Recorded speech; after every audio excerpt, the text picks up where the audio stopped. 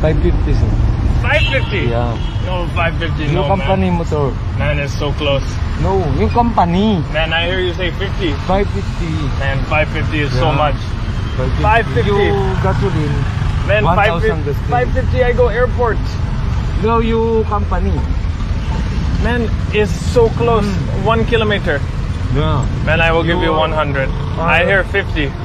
No, yung company motor, yung gasoline. Mga kapenyo, tirahin na natin itong may init na issue ngayon. Pasok, intro!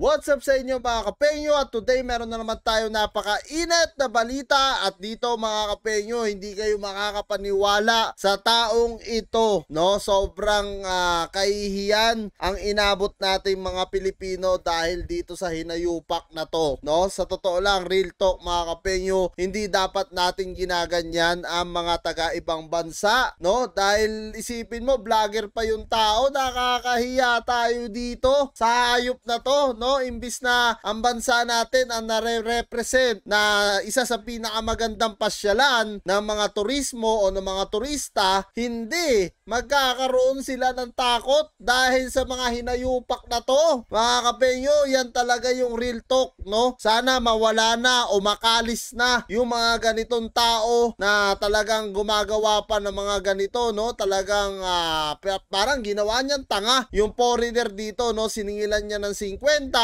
tapos nung naihatid niya na mismo ito sa hotel, sabay sinisingilan niya na ng 550. Puta, ang lupit mo, Brad. Tangina, ikaw na talaga. Puta, ang lupit nito. Talagang viral video to ngayon mga kapenyo. At tara, wag na natin patagalin at sabay-sabay natin panoorin kung paano nga niloko ng kapwa natin Pilipino etong foreigner. Where going? Just walking to my hotel. Very close. Bicycle. No thank you. You go close? Ayaw ng I'm very foreigner. Yeah. Only, Go only take here. it daw. Only Red Planet, you know? Yeah. You will go? Kasi 2 How minutes much? nga lang naman. Okay, we will take his tricycle. I'm only like a 2-minute walk, but let's just try Ayan, his tricycle. magka-tricycle na lang daw siya. Interesting. How much, brother? Ito yung bike na parang yung sidecar na ginawang tricycle mga kapenyo, no? So in-expect ng Amerikano, bike yung masasakyan niya pero may tricycle, no, na kasama may motor. Brother, how much first? How much? Kaya tanong niya kung magkano. How much? 50 oh. How much? Inulit 50. pa, 50. Tinatanong muna ng foreigner talaga kung magkano. Kaya siya ay umagree dahil naghahanap siya ng mura na pabalik sa kanyang hotel. 200 200 cc. Okay, nice. That's good. So tiwala yung foreigner mga kapenyo kasi nga naman 2 beses niya pa naitanong dito sa kababayan natin, no, na kung saan sinasabi nga niya dito kay kuya kung magkano, no? 2 beses nagsalita ang ugok ng 50 at 50 ulit po. Nakakahiya talaga tayo mga kapenyo pagka ganito. Fourth gear. Oh, nice. I also drive motorbike, but 150cc.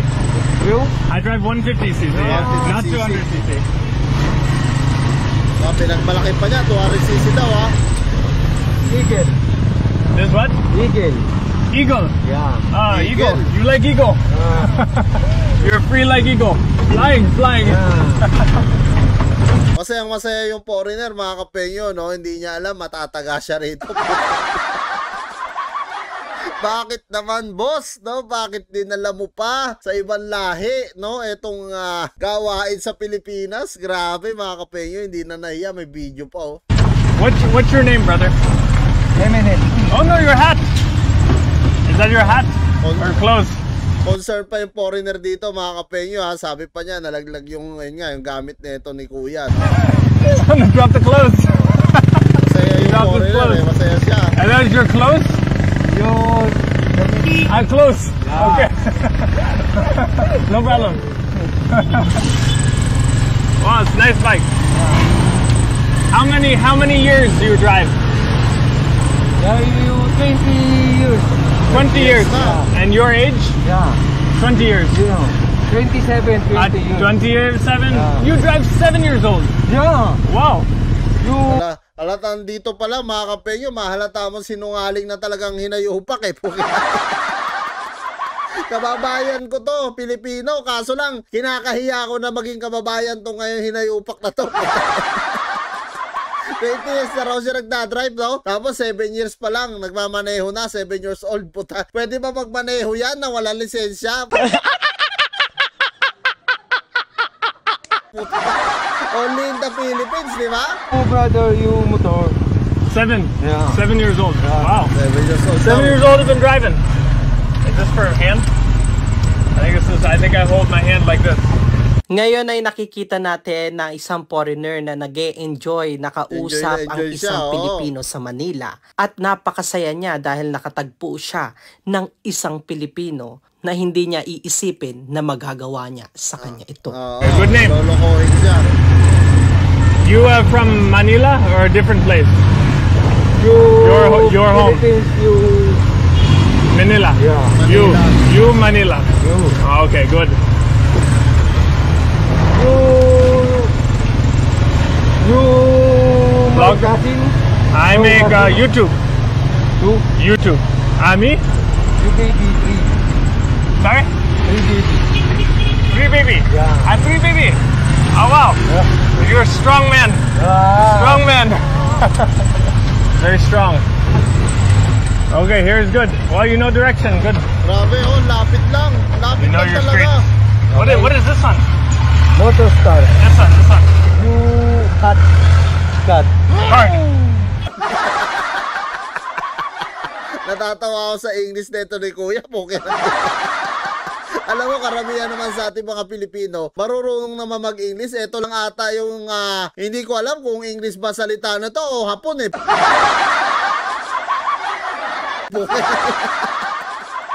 May pamiyaw-miyaw pa eh. Cat. Yeah. Nililibang niya ang foreigner kung papaan niya singilin. Pero ang foreigner naman ay magbabayad ng tama at sinobrahan pa ng 100. Ang usapan ay 50 pesos lang. Kaya bigla. Right? Oo nga, 100 yung nilabas ng foreigner, mga kapenyo. Kumbaga, yung 50, no? Dahil nga naka-vibes niya na to si Kuya at may ganda yung mood niya dito sa taon to, idinoble niya, no? Yung 50, binigyan niya na ng 100. Hindi pa nakontento ang hinayupak. Pakinggan at panoorin natin. 550 sir.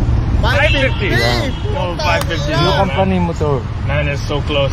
No, yung company. Man, I hear you say 50. 550. Man, 550 is so much. Putang ina, kitang-kita yung mukha mo, Brad. Puking ina, nakakahiya. Putang inang yan, nakakahiya to, mga penyo, sobra. Tang ina, pinagmamalaki kong Pilipino ako, pero tang ina, no, yung mga ganitong salot, dapat ito talaga yung nasasampulan. Grabe to, mga kapenyo. Harap-harapan yan niloko yung foreigner dito. 550. Yung gasoline. 550. Man, 1,000 550 I go airport.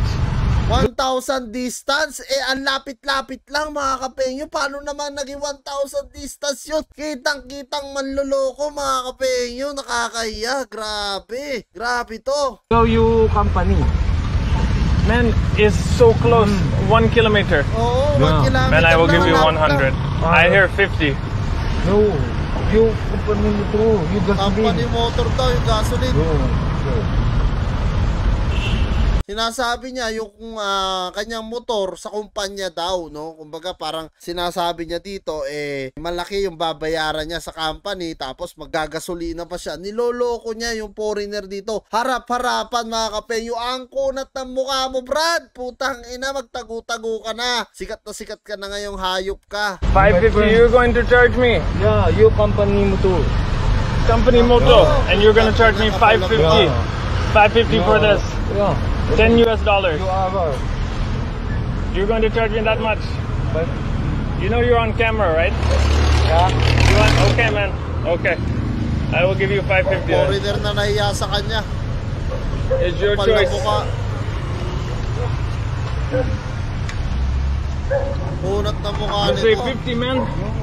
Yes, you say 50. I hear you. Okay, man. There's your 550. Thank you. Yeah.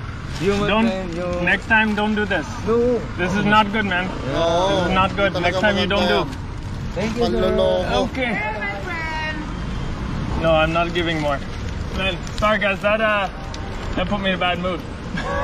He said 50 at the beginning. Oh man, I swear to God. Man, that put me in a bad mood. Oh well. So yan mga kapengyo, ano nga masasabi nyo sa hinayupak na to mga kapengyo? Kitang kita naman natin yung itsura ng foreigner dito na talagang nawala siya sa kanyang mood, no? Na kung saan una ang saya-saya pa niya, nakasama nga niya etong si kuya at talagang buo yung tiwala niya na ihahatid siya sa halagang 50, tapos nung dodobluhin na sana niya, no, etong pera para matuwa sana si kuya, hindi pala siya natuwa doon sa 100, bagkos siningil niya ang foreigner na 550. Nakakahiya ka, putang ina ka, Brad. So, sobra nakakahiya ka. No, sobra, mga kapengyo. Grabe, no? Ano na lang masasabi ng mga taga-ibang bansa sa atin, no? Pero hindi naman lahat ganito.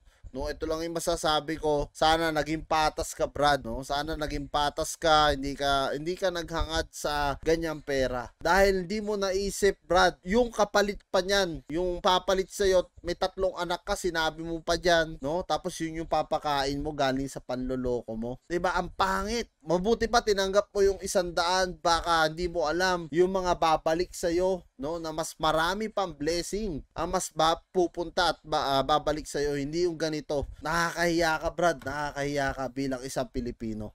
At kung kaya tatanungin ko mga kapengyo, ano nga masasabi nyo dito sa Kupaloid na to? Comment nyo na lang down below lahat ng mga opinion nyo mga kapengyo, at lahat po yan mabasa ko. Maraming salamat mga kapengyo, at kita-kita tayo sa susunod kong reaction videos. Would be up waiting for you if you had to leave. I would wait a lifetime if you were at sea. I just wanna say that I feel that our love is real. Maybe we should hurry up and seal